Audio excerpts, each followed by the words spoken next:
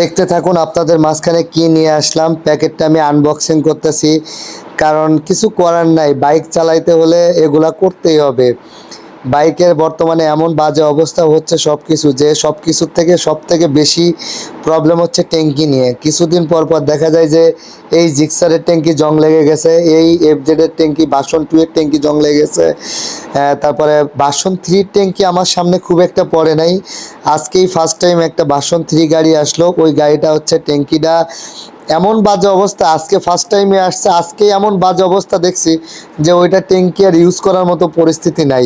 তাই অবশেষে এফজেডএস ভি3-র জন্য নতুন ট্যাঙ্কি নিয়ে আসলাম আমি। ট্যাঙ্কিটা কোত্থেকে কিনলাম, কি আসার বিষয় আমি আপনাদেরকে অবশ্যই জানাবো। তবে দেখেন, অরিজিনাল একটা ট্যাঙ্কি আমাকে লাগাইতেই হলো, কিছু করার নাই। বাইক চালাইতে হইলে এগুলা ব্যবহার করাই লাগবে। মানে ট্যাঙ্কিটা এত বাজে অবস্থা হয়েছে যেটা চেঞ্জ ছাড়া আর কিছু করার নাই।